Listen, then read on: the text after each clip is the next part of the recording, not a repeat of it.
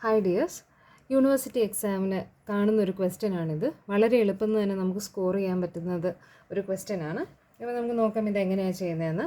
An alternating voltage V is equal to 100 sin 100t. Amplitude, frequency, time period, angular velocity, form factor, peak factor എന്നിവ കണ്ടുപിടിക്കാനാണ് പറഞ്ഞേക്കുന്നത്. അപ്പോൾ V is equal to Vm sin omega t എന്നുള്ളതാണ് general ആയിട്ടുള്ള equation. നമുക്ക് തന്നേക്കുന്നത് എന്താണ്? V is equal to 100 sin 100t. Okay ആണല്ലോ. First question എന്താണ്? Amplitude കണ്ടുപിടിക്കാൻ.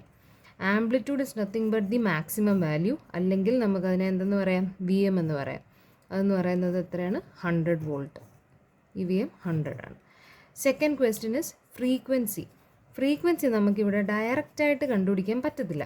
പക്ഷെ നമുക്ക് തന്നിട്ടുണ്ട് ഒരാളെ. എന്താണ്? Angular velocity omega. Omega is nothing but 2πf which is equal to, ഇവിടെ എത്രയാണ്? ഒമേഗ എത്രയാണ്? 100. അപ്പോൾ എഫ് കണ്ടുപിടിക്കരുതോ? 100 ഡിവൈഡഡ് ബൈ 2 ഇൻറ്റു 3.14. അപ്പോൾ 100 ഡിവൈഡ് ബൈ 2 ഇൻറ്റു 3.14 നിങ്ങൾ ചെയ്ത് നോക്കുക. അപ്പോൾ നമുക്കൊരു 15.923 ഹെർട്സ് ആണ് കിട്ടിയത്.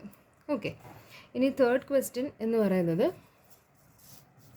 കാണാമല്ലോ അല്ലേ? തേർഡ് ക്വസ്റ്റ്യൻ എന്ന് പറയുന്നത് ടൈം പീരീഡ് കണ്ടുപിടിക്കാനാണ്. Time period T is equal to 1/f ആണ്. സോ 1/15.923 ചെയ്യുമ്പോൾ നമുക്ക് ടൈം പീരീഡ് കിട്ടും.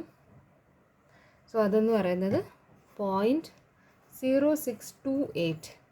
ഇതിൻ്റെ യൂണിറ്റ് സെക്കൻഡ്സ് ആണ്. ടൈം പീരീഡ് കണ്ടുപിടിച്ചു. ഇനി അടുത്ത ക്വസ്റ്റ്യൻ എന്ന് പറയുന്നത് എന്താണ്? Fourth question is angular velocity.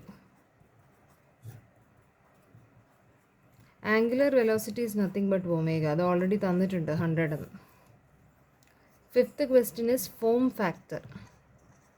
Form ഫാക്ടറിന് ഇക്വേഷൻ ഉണ്ട് കേട്ടോ. ഫോം ഫാക്ടറിൻ്റെ ഇക്വേഷൻ എന്ന് പറയുന്നത് VRMS ബൈ V ആവറേജ് ആണ്. അപ്പോൾ VRMSും V ആവറേജും എന്താണെന്ന് അറിയണം. ഇപ്പോൾ VRMS is equal to Vm by √2 ആണ്. V average is equal to 2Vm by pi ആണ്. അപ്പോൾ സത്യത്തിൽ ഈ ഇക്വേഷൻ അങ്ങോട്ട് ഇട്ട് കൊടുക്കുമ്പോൾ തന്നെ ഫോം ഫാക്ടർ നമുക്ക് കിട്ടും. Vm by √2 divided by 2Vm by pi. ഈ Vm കട്ടായി പോകില്ലേ?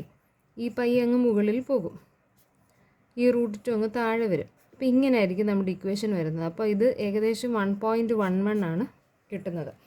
സത്യത്തിൽ ഏത് സിനുസോയ്ഡൽ സിഗ്നൽ ആണെങ്കിലും ഫോം ഫാക്ടർ 1.11 തന്നെയാണ്. കാര്യം എന്ന് വെച്ച് കഴിഞ്ഞാൽ Vm അതിനെ എഫക്റ്റ് ചെയ്യുന്നില്ല.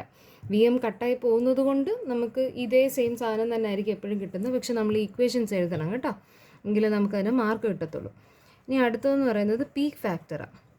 Peak factor is equal to peak value divided by RMS value.